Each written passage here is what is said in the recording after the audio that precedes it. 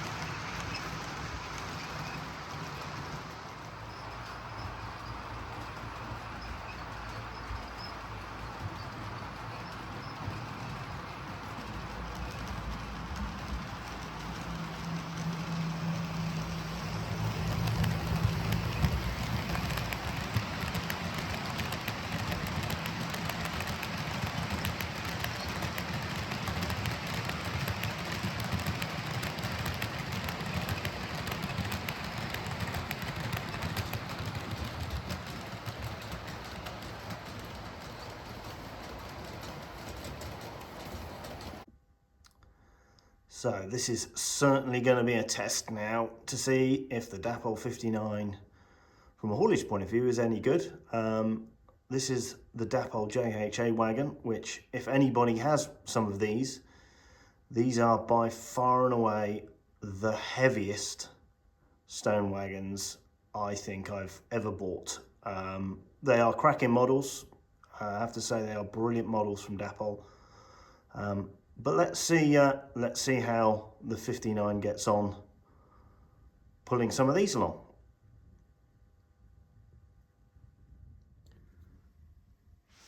So here we are at Loss Witherley Yard. We've got 13 JHAs attached here to the 59, and let's just crank it up. So this is speed step 1, and it is level ground, and that is slowly but surely. Yep. That's setting off, that's pulling, as we can see here. That's a level ground, that is pulling those JHAs forward very slowly. Take this up slightly, and yeah, that is pulling away fine. This ARC1, Village of Mells, as you can see and you can hear, it's very squeaky. A lot of noise coming from the drivetrain. I don't know if this is just my model, but from a slow speed performance point of view, it's absolutely excellent. And again, navigating there, some short length pico points quite well. Again, very noisy. Okay, so let's give it a real test now. We're going to take it, let it take up the JHA wagons, which are also from Dapol, which are some of the heaviest wagons I've ever certainly had on any of my layouts. Up the Helix. We're going to be fair, we're going to take it on the outside line of the Helix, up the Helix. This Helix is fourth and fifth radius, so the inner is fourth, the outer is fifth, and this is a 1 in 50 Helix. So for me, from my point of view, any loco should realistically be able to take a good rake up this Helix. The Hatton 66s, which you can see in front of you here, they all do this without even breaking a sweat. So we need to see if the Dapol 59, because it's got a haul stone trains, let's not forget, let's see if that can take a good train. Let's not overdo it, but a good train of Dapol JHA wagons up the Helix.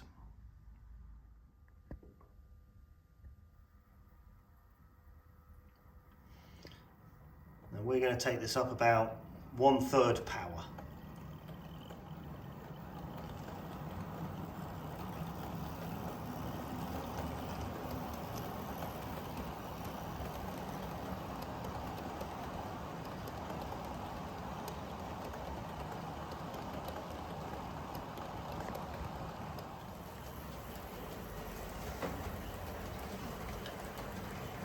This is 13 wagons at around about 1/3 speed, so 1/3 of its power.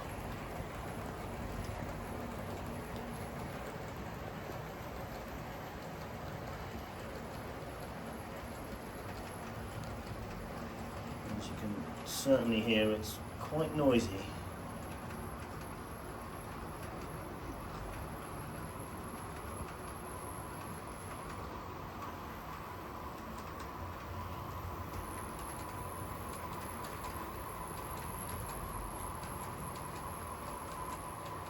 However, coping very well. What we'll do is we'll give it a real stress test here as well. We'll just bring the loco to a stop.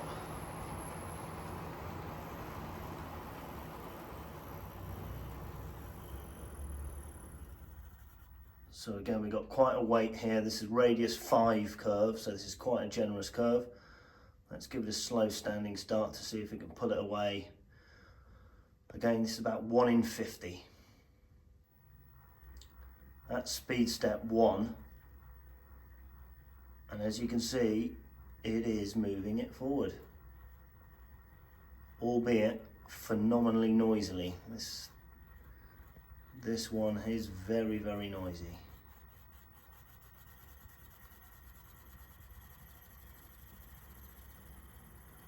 Easing it up slightly. And I would say that is absolutely excellent.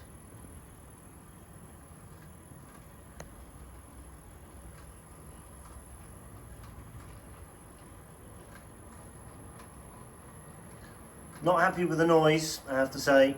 Not happy with the amount of noise.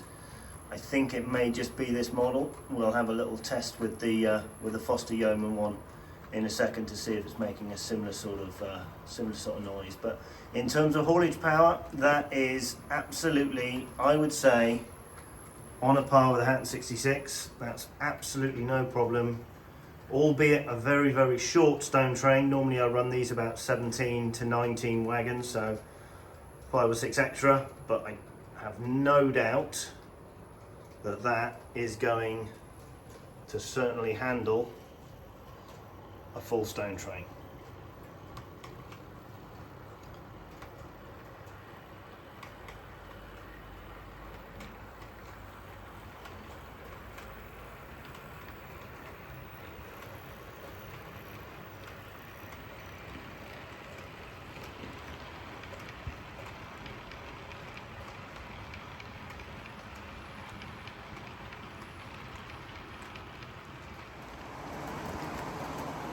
So here's the benchmark. This is a Hatton 66. And as you can see, this is pulling up what I would consider to be a normal length stone trains. This is made up of 13 Dapol JHAs and 15 Acura scale PTA wagons. So we're talking about a train, as you can see, just about overlaps itself in a Helix. This is quite a long Helix because it has the 2 straight sections and it is radius 5 curves. And as you can see, this is on a 3rd power. The Hatton 66 absolutely breezes it.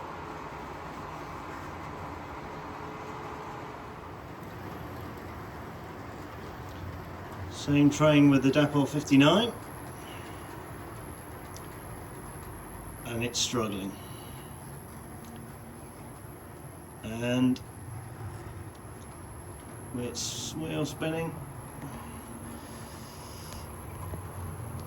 It's going, it's making it up, but it's certainly struggling compared to the Hatton's one. And as you can see, it's just about there, grinding to a halt. Nope, can't do it.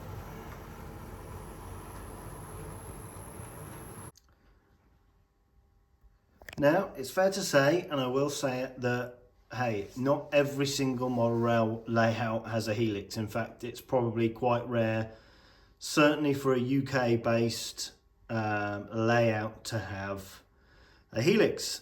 But I have to say, so far, it's performing very, very well. Is it as capable as the Hatton 66? The answer has to be no. But how is it in an everyday environment? It's performed really well. It's performed a normal length train, a train that I would expect that the vast majority of model rail people will have. 15, 10, 20 maximum sort of wagons. You know, layouts in the UK are not big. I know I'm blessed with having a big layout here, but it's nice to know that something can do it. So far, it is performing quite well. Let's do one last real world test.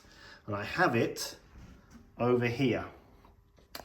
So this here is probably close to what I would call the jumbo train. So we've got a mock-up train here. We are on a completely level surface on the end of the peninsula here.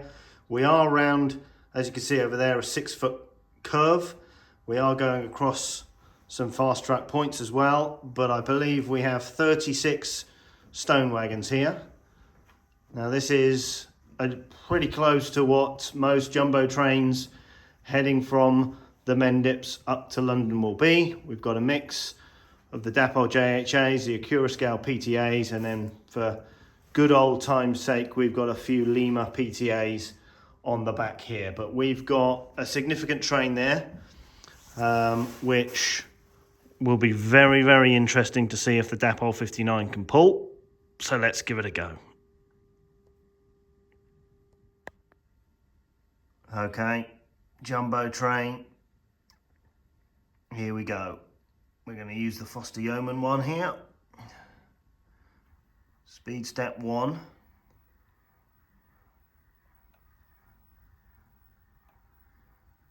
And it's certainly moving. It's probably still taking up the slack of the load at the moment. Let's take it up to speed step 5. And as you can see, the Dapol 59 is hauling at incredibly slow speed, pretty much full-on jumbo train. I think we can say that's a very, very good result. Very impressed.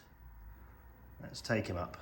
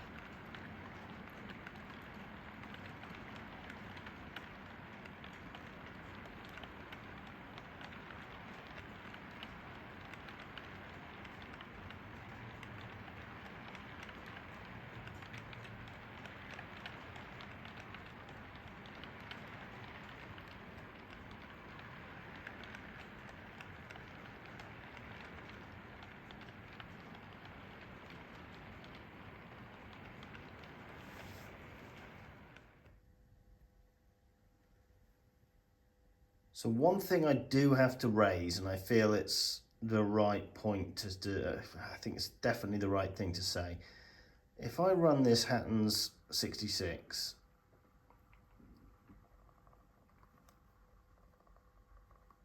that gives you an idea of noise.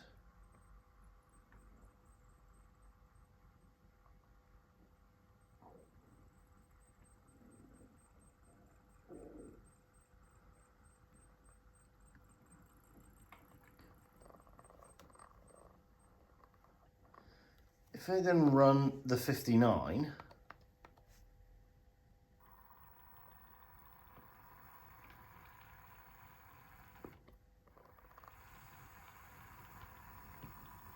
I mean, it's significantly louder. It is. I can't hide that. Let's try the, if we add in this Bachmann, this is the new Bachmann 47. And again, if we run this,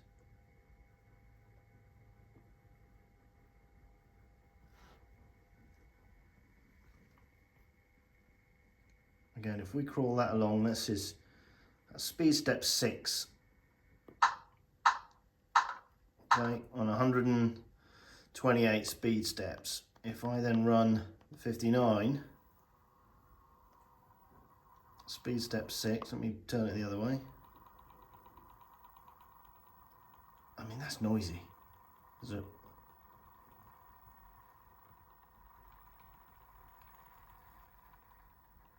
It is. I don't know if it's coming across on the camera, but it definitely, they are very noisy. They I have to say, they sound very much like an old Helgen model that didn't have the cups done, so it was making a bit of noise. There's definitely a bit of noise there.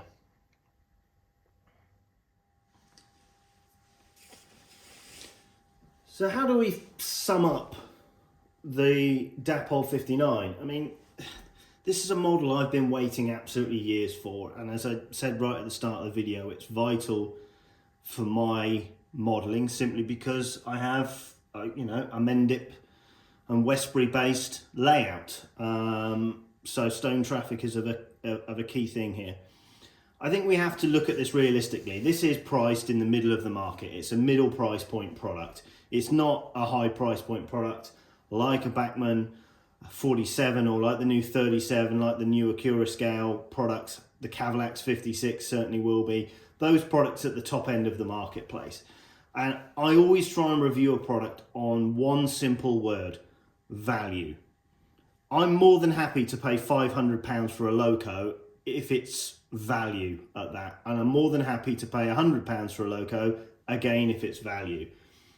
Is the Dapol 59, for what I paid, £145, excellent value? Yes, absolutely, without doubt. If you are an everyday person who just has a model railway layout and you're just going to put it on your layout, you maybe weather it up and you're just going to run it, you're going to enjoy it. Is it going to be a great Loco for you? Yes, absolutely.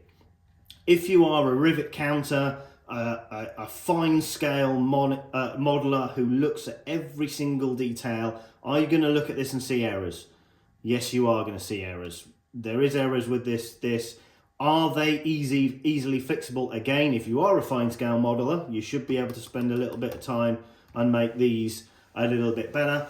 Are you ultimately going to fettle with them, adjust them slightly and get them to a much better model? Yes, you are.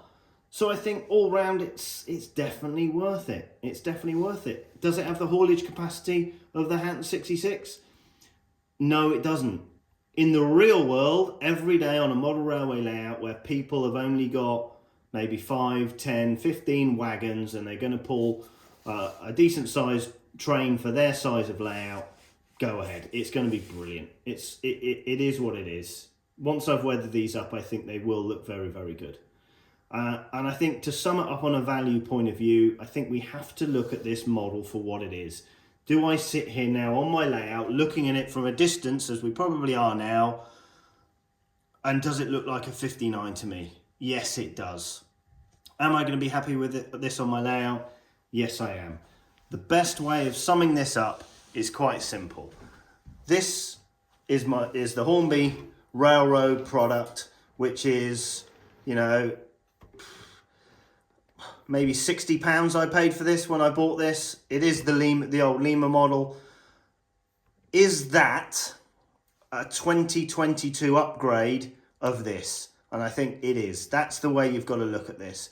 Are you going to expect all of the bells and whistles that you're going to get from the new Cavalax 56, which is also a Loco I'm keen on because of the location of my layout, because there was quite a few based at Westbury?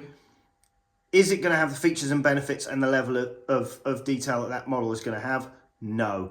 Is it, if you own this Railroad 59 or the Lima 59, is that going to be a significant upgrade for you, and are you going to enjoy it? Yeah, you are. That's as simple and as fair as I think you can be.